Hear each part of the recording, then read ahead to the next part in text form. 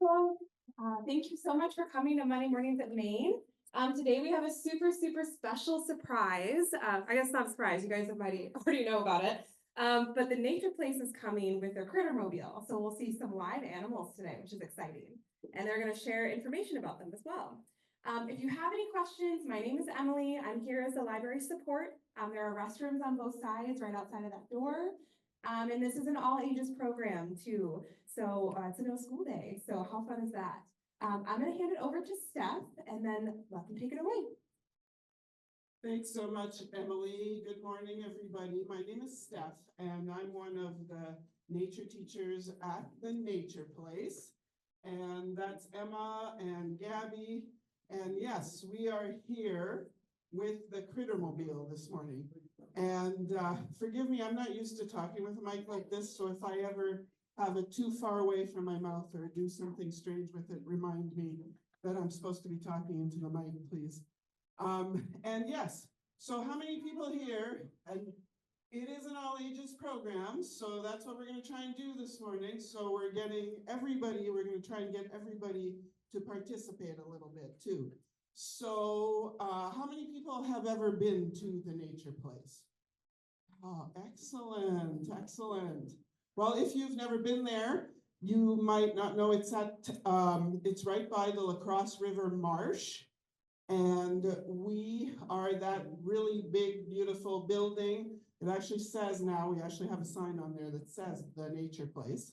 And I'm going to assume that you know that if we're the Nature Place and if we're nature teachers, we love to talk and learn about nature. So that's what we're doing here today. And we're going to talk about different animal groups.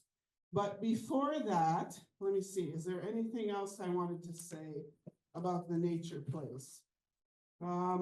We do programs like this. We also still do environmental education programs, field trip programs for schools. I see some retired teachers that I know here that used to bring their students to our programs. I've been doing this a really long time. Actually, I've been doing this for like 25 years.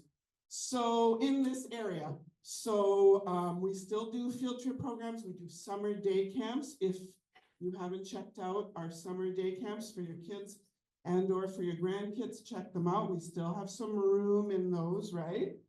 And the other thing that we do, we have native gardens there. You can come and sit in the garden. You can actually come and just hang out at the Nature Place now. We have a lovely place where you can sit. There's a fireplace. There's even coffee and snacks. And you can just visit and take it easy. There's games to play. There's instruments you can try. So there's all kinds of lovely things you can do there. So I welcome you anytime we have our community hours. That's Monday, Tuesday, Wednesday, 10 to 6 p.m., Thursday and Friday, 8 to 4, and Saturday mornings. Okay, but let's get started with our Crittermobile. So we will start by asking you some questions. What we're doing today is we're talking about the different animal groups, okay? So we have lots of things covered up here because we want to try and get you to guess what we're talking about and understand a little more. After that, we'll explain and we'll talk a little bit more about each group. So hopefully you can understand a little bit more about them. So our first animal group, let's see, what can I tell you? They actually belong to a huge group of animals called arthropods. And arthropods actually covers most of the 80% of the animals on our planet. But we're going to focus in on one smaller group inside of those arthropods. But actually that group is not that small because on our planet so far, scientists have discovered 750,000 different species of this group. Anybody want to guess? Oh, what do you think? Oh, cockroaches are, you do? How do you know that? Oh, okay. Yes, cockroaches are in that group, but what group am I talking about? Does anybody know? You can just say it if you know. There's a bigger word for those animals. I'll give you a hint. They have 3 body parts, 6 legs, and they are in the group of insects. So, okay, yes, we did bring some of those cockroaches here today. Don't worry, we're not letting them go. And I'll let Gabby and Emma maybe pass some of these around and talk about them too. So these are Madagascar hissing cockroaches. Did it just hiss while you were? No, she's actually pretty calm right now. But I think our cockroaches, even though they are Madagascar hissing cockroaches and they're completely capable of hissing, they're kind of used to being presenters. So they don't get as freaked out when you pick them up as the typical Madagascar hissing cockroach would. But as Steph said, they are Madagascar hissing cockroaches. So do not worry, we do not have them in Wisconsin. Fortunately, they are much larger than our roaches that we have here. The roaches in Wisconsin are much smaller, about that small, maybe the size of your pinky fingernail, or maybe if they're a little bit bigger, up to the size of your thumb fingernail, but they don't get too large like this one. But these cockroaches are very fascinating in the way that they can hiss. When we come around and we show you these cockroaches, you will see they have holes on the back of their body. They look like little black dots. And you'll see that closer when we come through. But basically, they shake their whole body. And as they shake their body, air escapes through those holes and it creates that hissing noise, which is pretty fascinating. It's kind of a defense mechanism. If they feel threatened by predators, they will typically do that to kind of show that they're big and scary. And I have to say, it works on me. So it's pretty effective. Do you have anything else to add, Emma? I don't think so. We could talk about the difference between our male and female cockroaches. I'm pretty sure I have a male. Do you have a male, Gabby? I think so. It's hard to tell. It's a little hard to tell, especially even for us. But females are often lighter colors. So Gabby's a little bit lighter, mine's a little bit darker, but that can also just happen by their size. So they can get lighter as they grow. And females often are bigger, so that's why they're lighter. Just expands and that lighter color presents itself. Males also have these horns or humps kind of on their heads, and they're often bigger than the females. And their antennae are actually fuzzier, I guess you could say. They just look a little bigger and fuzzier, while the females have thinner antennae. So that's how we kind of tell, but we're not always right. So Yeah, it's hard to tell, especially when there's a female, she can be a little bit larger, obviously, that's so that she can have room for the babies, right? But sometimes they're younger, and this could either be a male or it could be a young female. It's hard to gauge with these animals.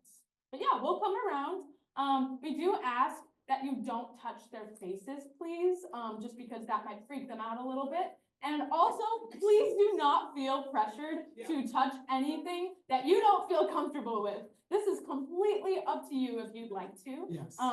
But you'll get the chance if you want. And you can see we have these two here. We have a couple more in there. But the colony of cockroaches that we have at the Nature Place is pretty huge. So if you give us a visit, then you can kind of see them in the enclosure that we have there. definitely. And we also ask that you use one finger. Obviously they're pretty small still compared to us, so using more than one finger might scare them. So just really gentle. Nice. Yeah. And then last thing, unfortunately, we do not have the time to let everybody hold them, so we won't have time for that. But you'll get a chance to pet them. Okay. Their lifespan. Yeah. Their lifespan depends on how many are in the colony. And, but I would say it can be anywhere up to a year. No, it's not like that at all. They're not that smart. Honeybees are a lot smarter. Honeybees you're talking about honeybees, right? And of course, there's a lot of different kinds of bees, but no, it's just a particular, we just have them all together.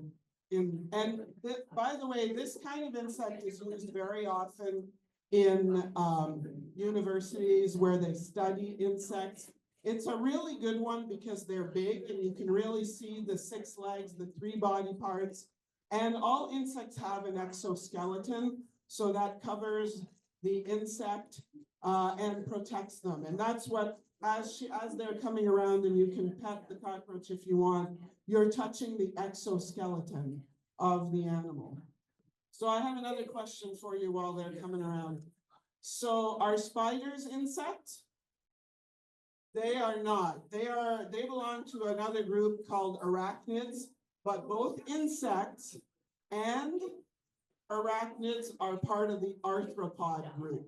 So any animal that has a jointed body, segmented body, jointed legs, and an outside exoskeleton is in the arthropod group. Unlike us, right? Insects have an exoskeleton or a skeleton on the outside, so they can handle a bit of a fall, no problem. All right, so just wanted to add to what I said about arthropods. So this is an arthropod. What is this? Lobster, right? Oh, anybody ever seen, oh wait. Anybody ever seen one of these in their house? This is a house centipede. What, I used to live in a house that was built in 1929, and when I was in the basement, looking under the laundry pile, every once in a while, one of these would come running out. But that's okay, because if you have a couple of these in your house, they are amazing predators, right? So they will eat any other crawling around critter that you have in your house. So this is a millipede. Millipedes are also part of arthropod group. This is another kind of centipede. This is the kind of centipede that you'll find outside in nature around here a lot. The house centipedes, you usually see them on the inside. All right, so let's try, what other group are we doing next here? Okay, go ahead, Gabby, with mammals. Okay, so we do not have any live mammals at the Nature Place. But we actually have a whole group of mammals here today, right? Oh, sure. Do humans belong to the group of mammals? Yeah, absolutely. Okay.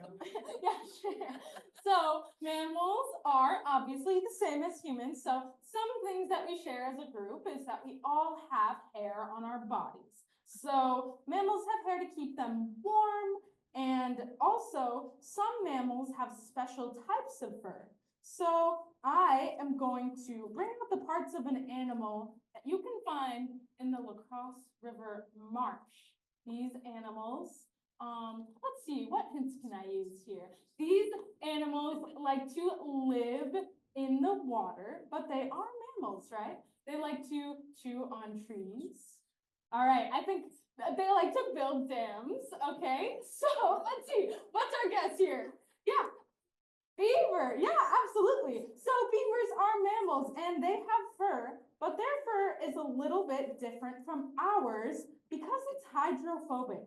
So here, this is their fur. And their fur is hydrophobic because it has this layer of oil on it. So it prevents them from getting too soaking wet and weighing them down, since they do live in the water and they can be better swimmers. Another interesting part about mammals is that they are vertebrates. So we are all vertebrates. If you would like to, you can actually feel your backbone. So that's our spine. That is something that we share with all different kinds of mammals.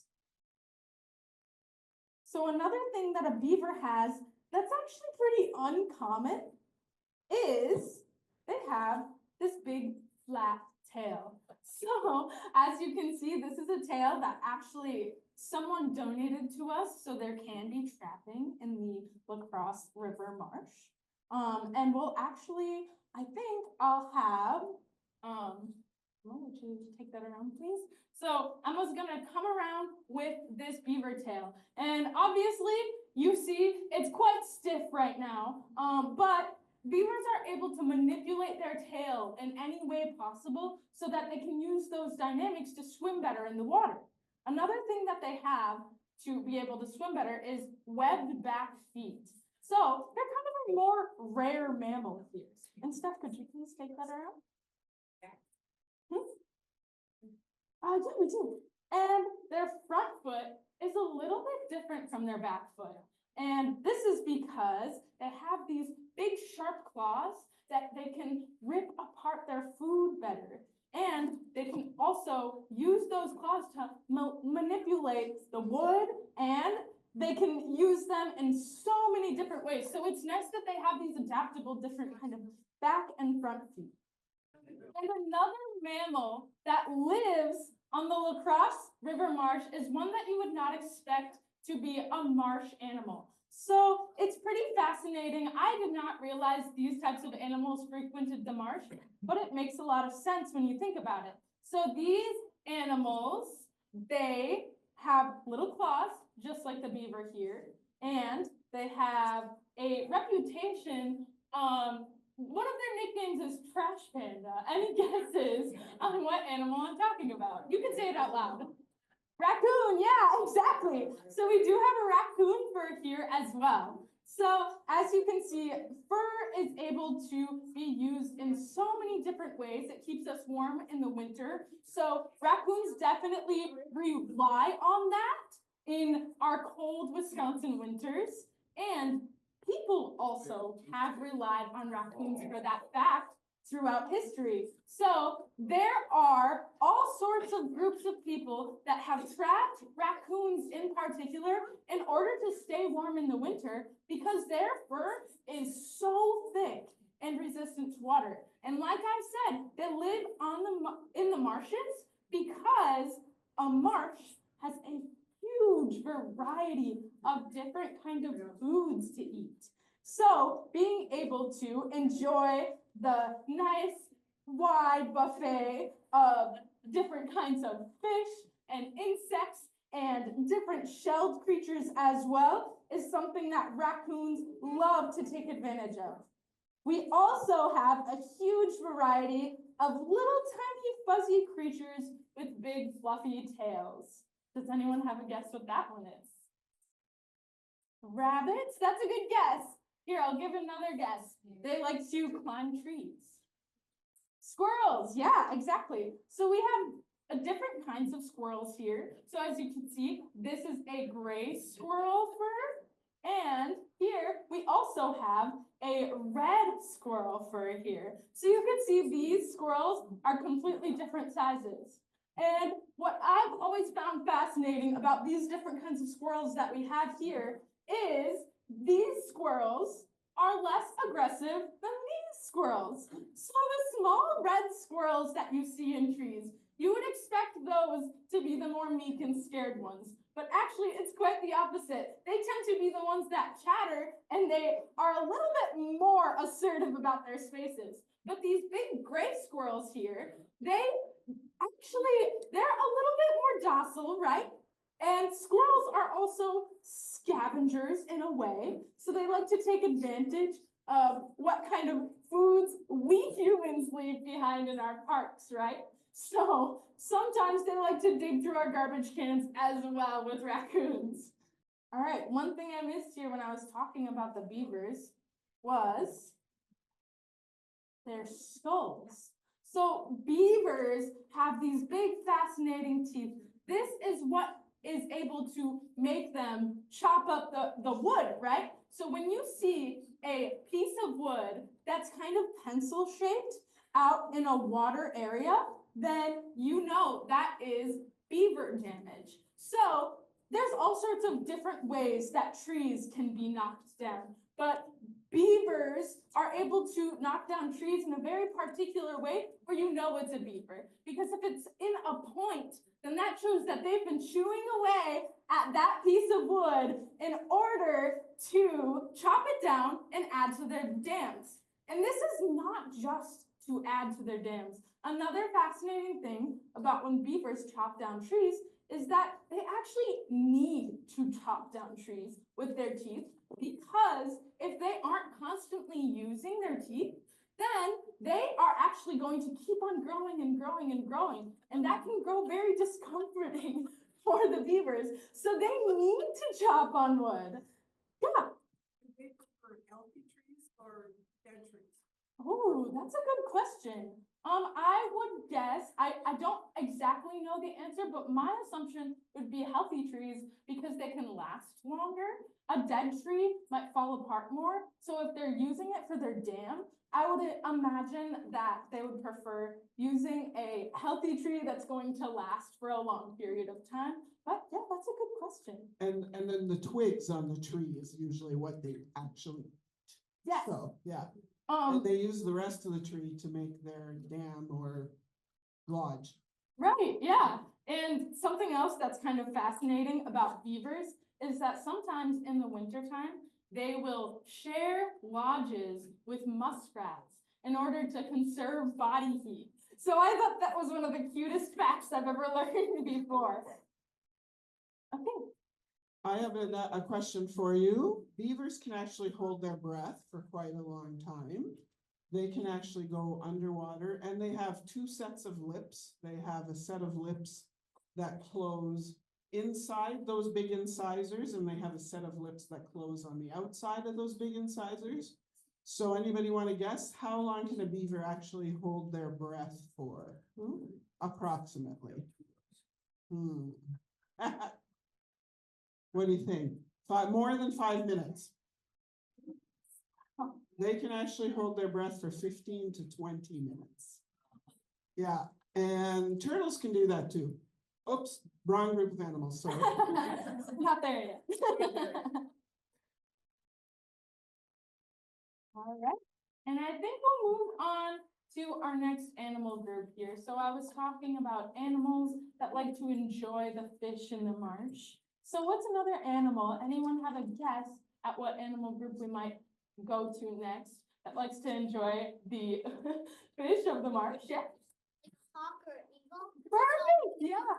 Yeah, I gave it away. I didn't know you were gonna do that, Gabby. Surprise me. We also don't have any birds at the nature place, sadly.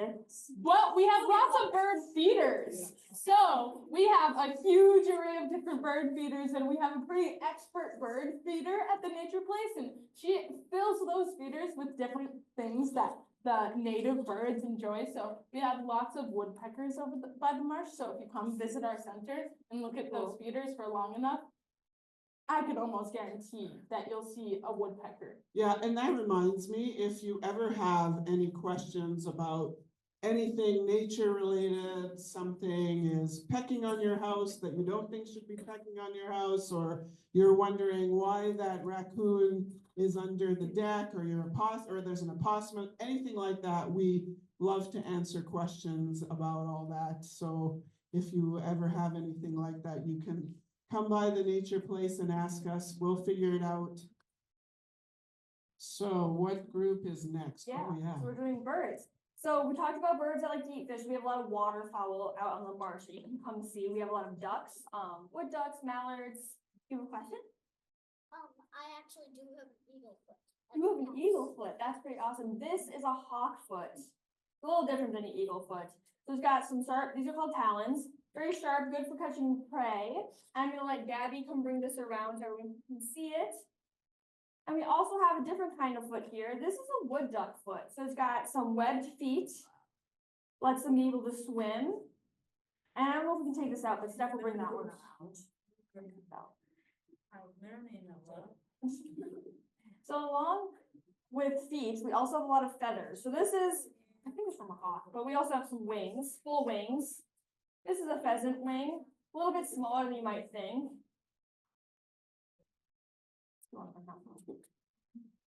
And then this is a red-tailed hawk wing. So one thing they like to talk about at the nature place is how different birds fly. A lot of birds are kind of noisy flyers. You can hear them when they fly, like our hawk wings are very noisy. So you might, this is kind of an example, it's not quite accurate, but this is you might hear. if a hawk is flying, you can hear that noise, right? There's a noise there. Obviously they're a bit faster, so they can catch their prey easier without being quiet. But we also have owls around this area, and they have to be very quiet to catch their prey. And so owls, their feathers and their wings have fringe on them. So this is kind of like an example. This fringe makes their wings quieter. So I'm gonna swing this one, and we're gonna see if you can hear it at all.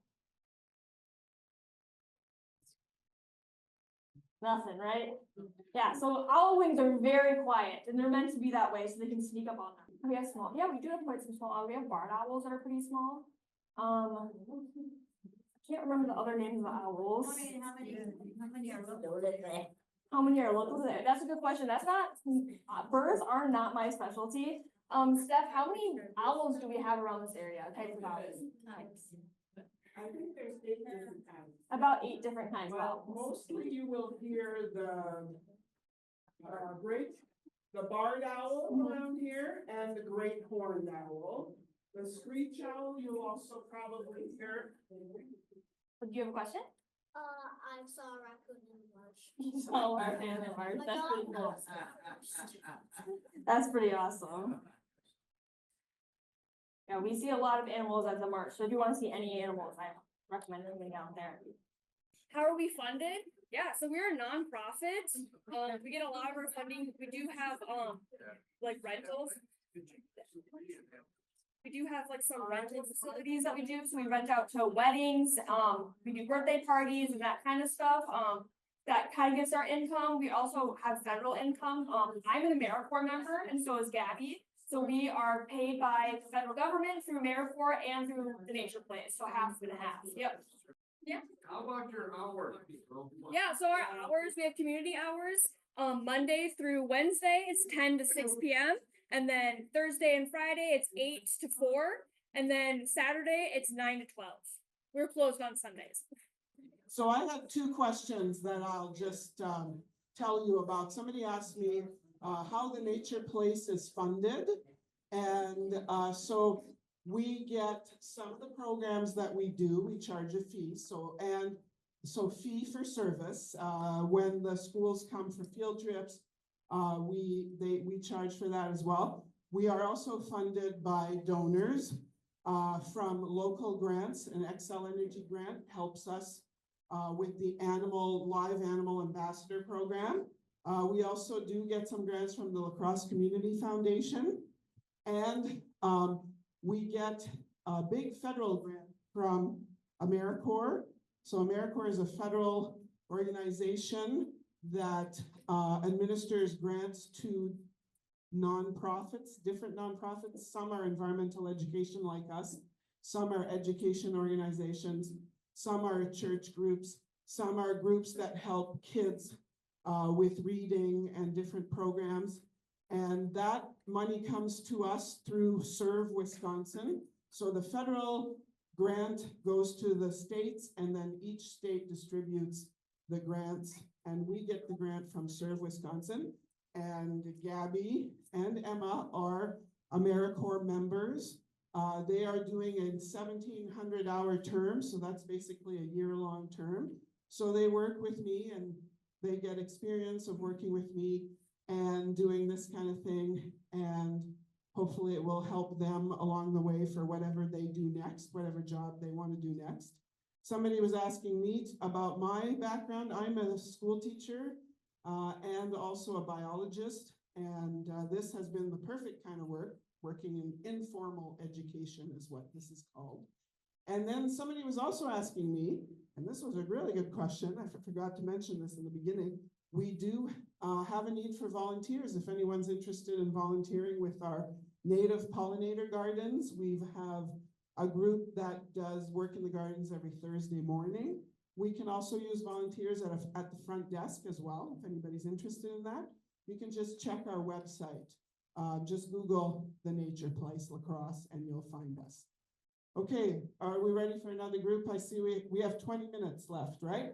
Moving on to amphibians here. Okay, let's do amphibians quickly. We do not have amphibians at the Nature Place. We used to, but their lifespan is quite short. They are the hardest pet to keep and take care of. So if you have an amphibian, if you want an amphibian, please be aware of that. Another animal group that's quite similar to amphibians we'll move on to here. Since we don't have an amphibian for you to meet, we'll have you meet a reptile that's quite similar. But just to talk about what an amphibian is here. So amphibians are animals that live in the land and in the water. So they actually lay their eggs in the water. And you can see here, I think most of us know one animal that is an amphibian, right? What's it called? It's a frog, right? So a frog is the most commonly known amphibian, but another amphibian that we have here in Wisconsin is a salamander. So amphibians, they'll start out as eggs that are planted, like laid in the water. And then as they move on to the next cycle, they grow a tail to be able to swim around, get their food. And then they later develop their back legs.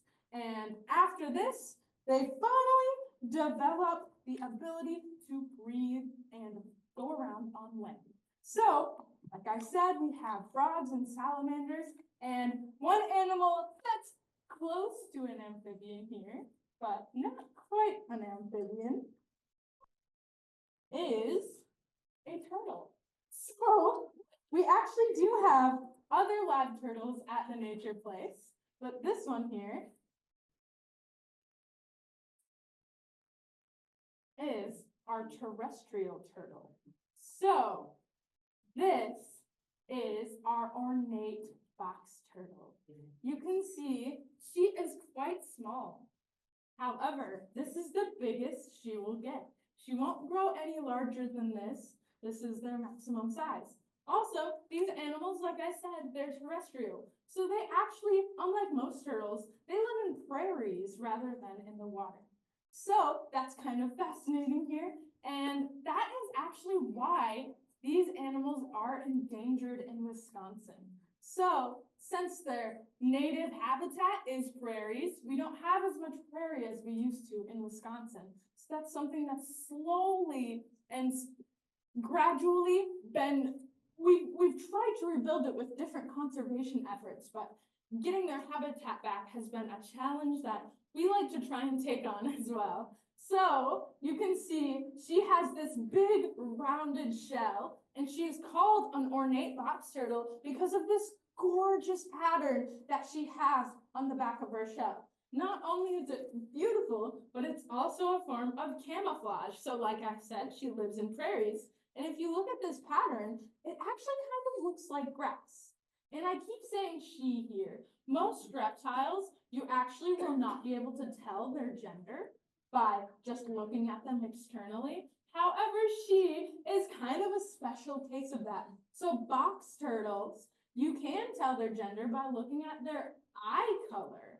So she has these gorgeous, beautiful brown eyes, and that is how we know she is a girl. If Foxy was a boy here, we would notice big red eyes or orange looking eyes. So there's one kind of fascinating difference there. Another thing that makes her a terrestrial turtle here is the fact that she has claws here. So her front feet and her back feet, they are not webbed. She's not a super great swimmer like other turtles are. So she's got a little bit more of a challenge there in the water. But she is able to do something that a lot of aquatic turtles struggle with more, and that is she's really good at digging. If you come visit her at the Nature Place, she's probably going to be dug underneath her wood chips here. And you can see we have a hide here that she likes to crawl underneath, and she kind of doubles it up. So she crawls under the wood chips and under the hide. And last but not least, my favorite fact about her is the fact that she kind of has a hidden superpower is what I like to call it. So she has this line here on the bottom of her shell. And that is what makes her a box turtle, because this line is actually kind of like a hinge that she's able to close and actually fully box herself in. So most turtles are not capable of manipulating their shells in that way, but this one is super unique in that ability. So I'll come around with Foxy here, and you'll be able to touch the back of her shell, but we do ask, please do not touch her face at all. Not just for her comfortability, but also for your safety. So our fingers kind of look like little worms, right? That's one of our favorite snacks. So let's avoid touching her face and only touch the back of her shell here. And also, as I'm coming around, make sure to try and take a close look at that pattern on her back and those gorgeous brown eyes. And then as I come around, then I'll also have Steph coming around with, Anybody want to guess what kind of turtle shell is this? That is definitely a dead one, yes. A dead what?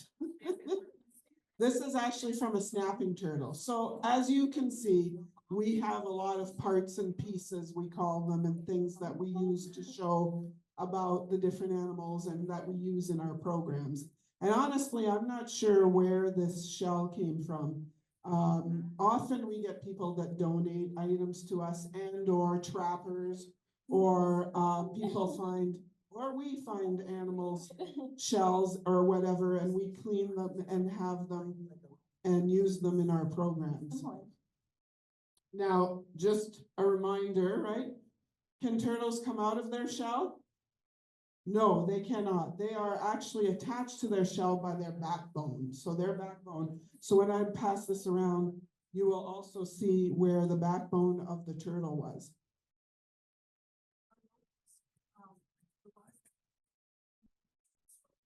Yes, yes, yeah. So as they bring the turtle around the turtle shell, I'm gonna quickly talk about some fish, so we're running out of time a little bit. A lot of amphibians, they live in water, so that's kind of what they have in common. They also lay eggs.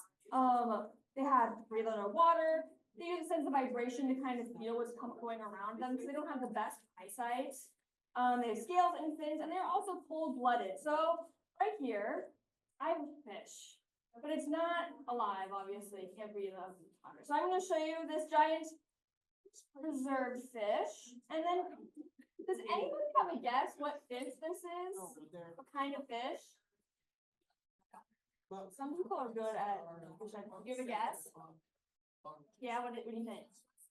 Good job, it is a muskie, or a muskellunge as its full name. Muskellunges are our state fish, actually, if you wanted to know a fun fact. So these guys are swimming in the Mississippi. They're obviously predators, they have big teeth. Yeah, and they're huge. They can get this big. This guy hangs on our wall between me and Gabby's desk, so we get to see him every day. We like to dress him up sometimes. They had a, Muskellunge. he had a hat on him the other day. We did have a hat on. That's so cool. Well, and here I have a trout, which are also common around this area. They live in a lot of cold water streams. That's where they prefer. If the water isn't cold enough, they actually won't be able to survive. So that's why we need to preserve these cold water streams around the area. I actually worked with trout in my senior year of college doing some restoration projects in Minneapolis. I went to Winona State, so there's a lot of trout streams around that area too. And we also have some preserved yellow perch. These guys are a little dried out, so you can't see them as well. And that's all we have for fish, really. We also have a little stuffed trout. Oh, did you show them perch in a bag? I did show them perch in a bag. That's Okay. what we're calling it, perch in a bag. There's 3 of them. When you apply, you do like a certain amount of hours. So Gabby and I are there for 1,700 hours, which is a full year. Will be people joining us in the summer. But if we were to want to do another service term, we would have to reapply, yes. And you can reapply to any AmeriCorps term. Right. But I think they kind of changed the rules. You can only do like up to 4 years and get, what we have is a, education award. So along with our living stipend, we get money to pay off the college loans or go take more classes. So you can only get a certain amount of that money, but you can just keep working too, which is. I'll let Gabby keep going here, and we have one more reptile we're going to show you after Foxy.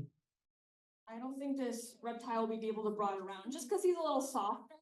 And a lot of hands and fingers might scare him. So But- after, Yeah, but maybe as you're on your way out, maybe you could give him a quick pet if you want to. yes.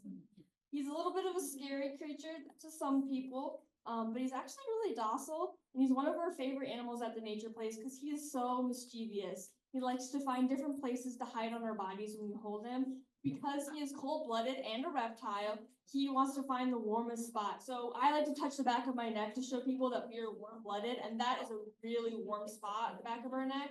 And he often likes to try to find that spot, or our armpits, or inside a sweatshirt, or sometimes just for fun, he likes to go in our belt loops. Because he is very sneaky. But he is also probably one of the coolest animals that we have. And a lot of people know him because they come to our nature place a lot. So I'm gonna let Gabby finish up with Foxy before I take him out, just because we don't like to have two animals out at a time. Emma, you should tell them yours. I think people here would like your Oh, my story story? about that particular animal. I'll take this off so you can see him. So I'm gonna warn you because I know some people are a little skittish. We have a snake with us, and a lot of people are scared of snakes. He's a very nice snake, and you don't have to touch him. And he's gonna stay in his enclosure for now. So this is Humphrey. We call him Humphrey. Oh, you got a little crack right there. This is Humphrey, and he is our corn snake. And he has been with the nature place for a while, but he used to be a classroom pet, and he was actually my classroom pet when I was in 4th grade.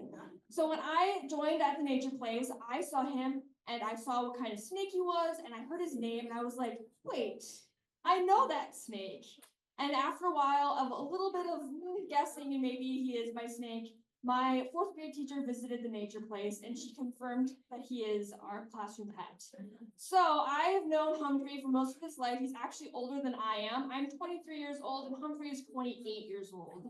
So he is a pretty old snake. Snakes can live quite a long life. We've had a few 30-year-old snakes and that's about the range. So he's getting up there to be in the last years of his life, but he is still on the move. He's a very active snake.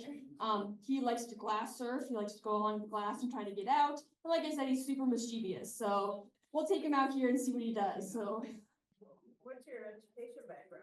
yeah, so I graduated from Winona State with environmental biology. My focus was trout streams and restoration.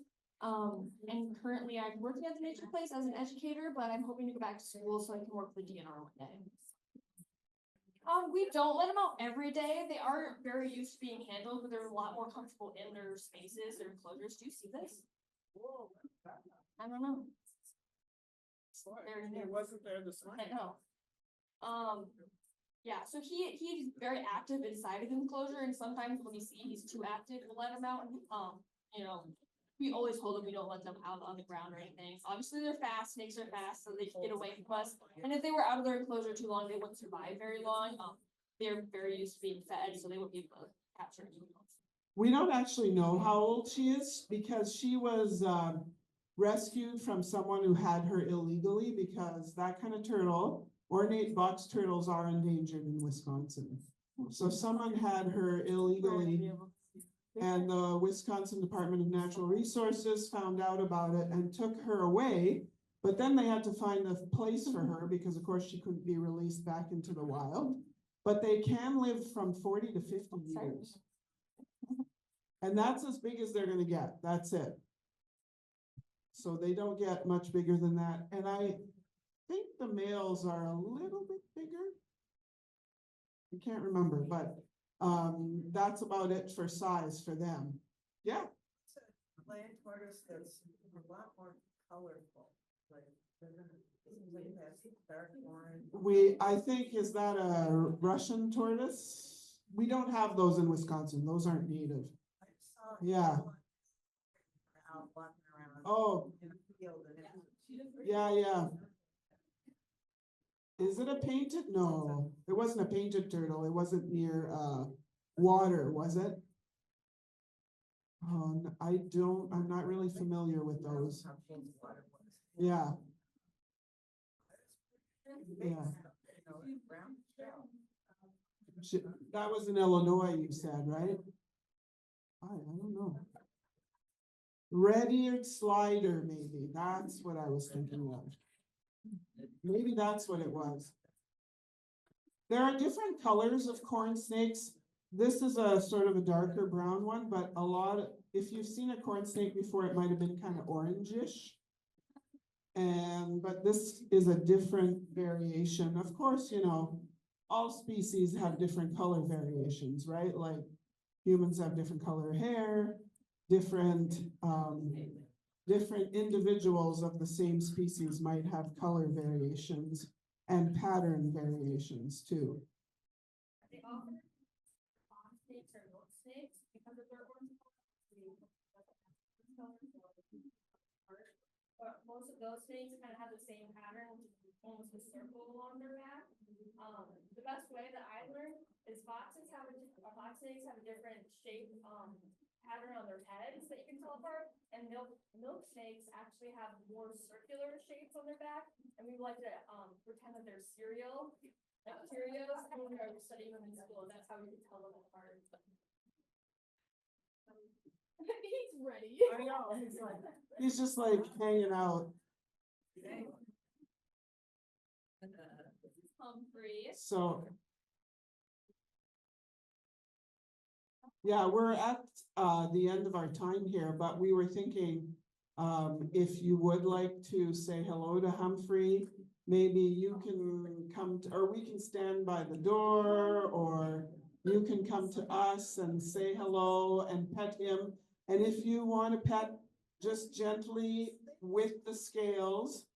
And you might notice too, if you do pet him, that the scales underneath are a little bit different from the scales on top. So I don't know, snakes are always so weird to a lot of people, I think, because they don't have arms and legs, right? And we wonder about how they move, but it's basically a snake is like one big long backbone with a lot of muscle, and that's what they use to move, and they can move pretty quickly. Yeah, and I think that's part of the reason why they get such a bad rap, but they are very amazing creatures, and we love our snakes at the Nature Place, and we like to learn about them and teach about them. He's gonna go in your pocket. Be careful. Humphrey. Well, Don't we get 'em? No, not. Yes, yes, yeah. So Emma, how old or how big has he gotten since you were in fourth grade? How small? I have a little hard time remembering. I definitely remember holding him. But I don't think he was much smaller than this when I had him. They grow quite often, they shed quite often, and that means they're growing. So he's he's definitely bigger than he was when I met him, but I was also smaller, so.